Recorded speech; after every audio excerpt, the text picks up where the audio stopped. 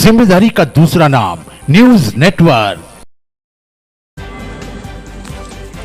नर्मदापुरम जिले के इटारसी से रिश्तों को शर्मसार करने वाला एक मामला सामने आया है। यहाँ पर बेटे बहू पर बुजुर्ग पिता को घर से निकालकर मकान पर कब्जा करने का आरोप है। करीब 3 साल की कानूनी लड़ाई के बाद हाईकोर्ट के आदेश पर प्रशासन ने बुजुर्ग को उनका मकान वापस दिलाया है। कार्रवाई के दौरान जमकर हाई वोल्टेज ड्रामा भी देखने को मिला। आपको बताते चले कि इटारसी की हाउसिंग बोर्ड कॉलोनी निवासी रिटायर्ड कर्मचारी सत्यनारायण सोनी ने बेटे और बहू पर प्रताड़ना कर घर से निकालने का आरोप लगाया था। मामला कोर्ट पहुंचा, जहां पर हाईकोर्ट ने बुजुर्ग के पक्ष में फैसला सुनाया है।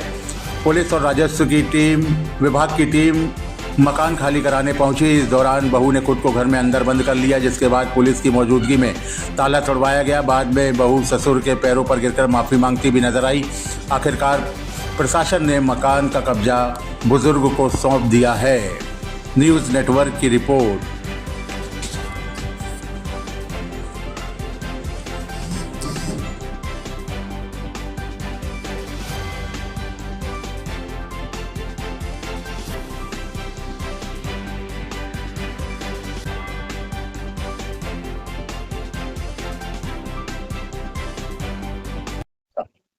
मतलब कहाँ रहते हैं आप? अभी तो मैं फिलहाल यहाँ हाउसिंग बोर्ड में रहता हूँ। ये क्या विवाद है इस मकान का? मैं सर्विस में एमपीवी में ड्राइवर पद से रिटायर। ओके उसके बाद में 3 साल में 4 साल इस मकान में नहीं रह पाया जी। फिर बहू को मैंने पिकअप ले दी। क्या नाम है लड़के का जिनसे विवाद हुआ? अनिल सोनी। ओके, बहू का नाम सरिता सोनी।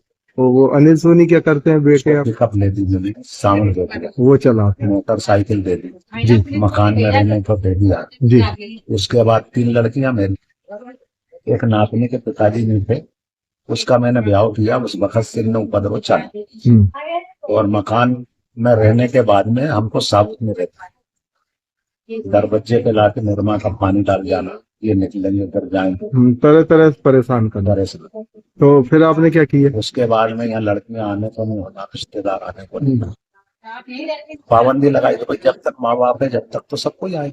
तो आपने कब केस दायर किया था? 2020 में। फिर इनने मेरे को ज्यादा प्रयासी की उल्टी शिकायत थाने में झूठी सच्ची करके मुझे आरोप लगाया। तो मैंने कहा भैया आप तो मेरा मकान खाली कर।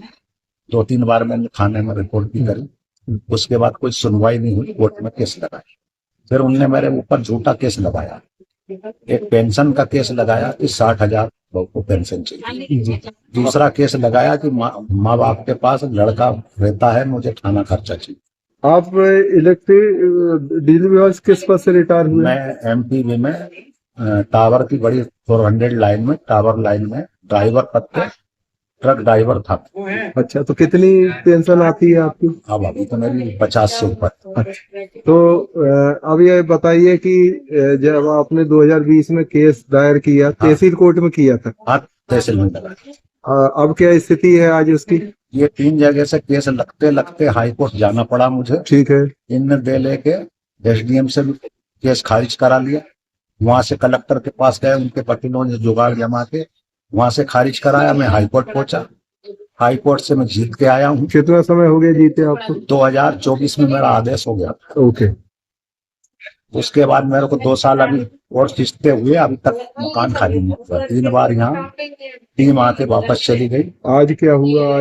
आज पूरी टीम के साथ आए, उनने प्रशासन पुलिस शासन के साथ भी आए और आकर के पूरा उनने फिर भी उनने ताला लगा दिया था। एक बार टीम वापस चली गई थी। दूसरी बार आने के बाद में अभी सामान बाहर आज की डेट में? आज की डेट। ओके।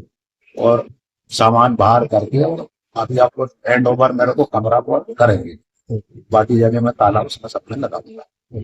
मतलब आप फैसले से संतुष्ट हैं? हाँ, फैसले संतुष्ट। बाकी उनके वकीलों ने 6 साल खेल दी, इतने बड़े केस पर इतने लंबे इंतजार के बाद भी आप आज जो है अंततः केस जीत गए और आपके मकान भी खाली? हाँ, खाली हो गया। बाकी अभी मेरे ऊपर 3 केस लगे तो अभी चलेंगे। हाँ, ठीक। क्या कार्रवाई की जा रही प्रशासन की ओर? हाँ जी, हमारे आवेदक हैं सत्यनारायण सोनी जी, इनके द्वारा भरण पोषण का आवेदन प्रस्तुत किया गया था। तो कलेक्टर महोदय के यहाँ से जो है भरण पोषण के तहत जो है मकान खाली कराए जाने का आदेश हुआ था। जिसके अगेंस्ट में जो है जो अनावेदिका है वो हाईकोर्ट गई थी, तो उनका हाईकोर्ट में प्रकरण निरस्त हो गया था और इनसे आवेदक को जो है कब्जा देने का आदेश हुआ था। तो उसी के पालन में जो कलेक्टर महोदय का आदेश है और उच्च न्यायालय का जो आदेश है, उसी के पालन कराने के लिए आज हम यहाँ पे मकान का रिक्त आधिपत्य देने के लिए उपस्थित हुए थे। क्योंकि इसमें हम लोग के द्वारा पहले भी कार्रवाई की गई थी, जिसमें अनावेदिका द्वारा जो है वो आज की भांति पूर्व में भी जो है अंदर से ताला लगा लिया था, जिस कारण से हम पहले उनको कब्जा नहीं दिला पाए थे। आज भी यही स्थिति बनी थी और इसी कारण से हम लोगों को जो है अतिरिक्त पुलिस बल भी लेना जाना पड़ा और जो है वो ताला तोड़ने की कार्रवाई करनी पड़ी।